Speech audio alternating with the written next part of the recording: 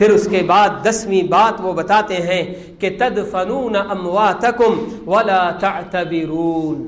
کہ لوگوں تم اپنے ہاتھوں سے اپنے اموات کو دفن تو کرتے ہو مگر اس سے کوئی عبرت نہیں حاصل کرتے۔ واقعی یہ بھی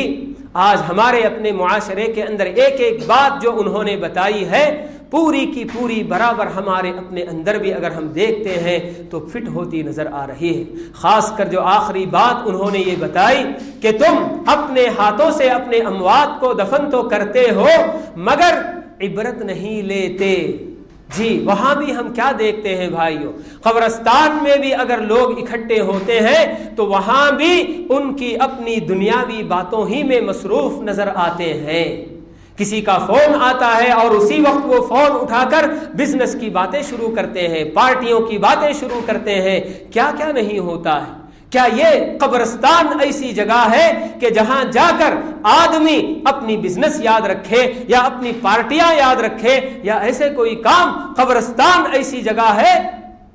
ہرگز نہیں بھائیوں۔ یہ تو وہ جگہ کہ جس کے بارے میں اللہ کے رسول صلی اللہ علیہ وسلم تو بتاتے ہیں کہ قبرستان کی وقتاً فوقتاً زیارت کیا کرو کہ یہ تمہیں بھی تمہارا اپنا انجام یاد دلانے والی جگہ ہے۔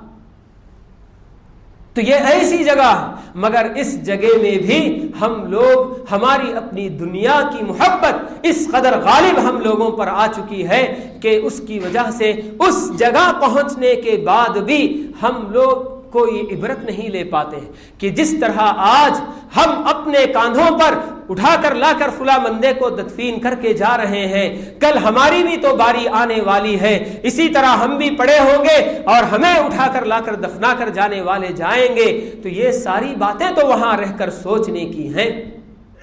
وہاں سوچنا یہ ہے کہ اتنے سارے لوگ جو آج اس مٹی کے اندر دفن ہیں، ان میں پتہ نہیں کیسے کیسے اپنے وقت کے بڑے بڑے لوگ، چاہے علم کے اعتبار سے ہو، دولت کے اعتبار سے ہو، قوت، بدنی قوت کے اعتبار سے ہو، مگر ہر کسی کا ٹھکانہ آخر یہی مٹی تو ہے۔ تو یہ ساری باتیں وہاں رہ کر سوچنے کی ہیں، مگر جیسا کہ ابراہیم بن ادہم نے بتایا کہ تم لوگ اپنے ہاتھوں سے اپنے مردوں کو دفناتے تو ہو مگر اس سے کوئی عبرت نہیں لیتے۔ تو اس طرح یہ 10 باتیں انہوں نے اپنے لوگوں سے بتائیں کہ یہ اسباب ہیں کہ جس کی وجہ سے تم لوگ اللہ تعالیٰ سے دعائیں کرتے بھی ہو مگر اللہ تعالیٰ تمہاری دعائیں قبول نہیں کرتے۔ تو آج ہمارے اپنے اندر بھی یہ خامیاں اور بھی زیادہ مقدار میں پائی جاتی ہیں۔ تو ضرورت اسی بات کی ہے کہ ہر شخص اپنی اپنی جگہ اپنی اصلاح کی کوشش کرے۔ جو باتیں ابھی بتائی گئیں کہ اللہ کو پہچان کر اس کا حق نہیں ادا کرتے ہیں، اللہ کے رسول سے محبت کا تو دعویٰ ہے مگر آپ کی سنتیں ہمارے نزدیک محبوب نہیں ہیں، کتاب اللہ پڑھتے ہیں مگر اس پر عمل نہیں ہوتا، شیطان سے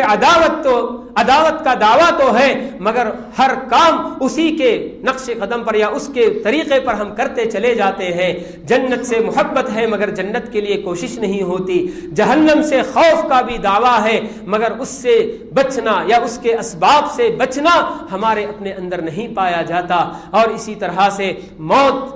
موت کا دعویٰ تو ہے کہ موت برحق ہے مگر اس کے لیے جو تیاری کرنی ہے وہ تیاری ہم نہیں کر پاتے، دوسروں کے عیوب ہم کو نظر آتے ہیں مگر اپنے عیوب پر ہم پردہ ڈال لیتے ہیں، اور اسی طرح سے اللہ کا رزق کھا کر اس کی ناشکری کرتے ہیں اور اپنے ہاتھوں سے اموات کو دفناتے ہیں مگر کوئی عبرت نہیں لے پاتے۔ تو اس طرح یہ سب باتیں بڑی اہم باتیں ہیں اور یہ وہی آدمی کر سکتا ہے جسے واقعی اللہ رب العالمین حکمت جیسی دولت سے نواز دیتے ہیں، نعمت سے نواز دیتے ہیں۔ تو اللہ تعالیٰ سے دعا ہے کہ اللہ رب العالمین ہم میں سے ہر مسلمان کو، مرد کو، عورت کو، بڑے کو اور جوان کو، سبھی کو اللہ تعالیٰ دین کی طرف لوٹنے اور اللہ اور اللہ کے رسول کے حقوق ادا کرنے اور کتاب اللہ اور سنت رسول اللہ کے مطابق اپنی زندگیاں سنوارنے کی اللہ رب العالمین ہم سب کو توفیق نصیب فرمائے، آمین۔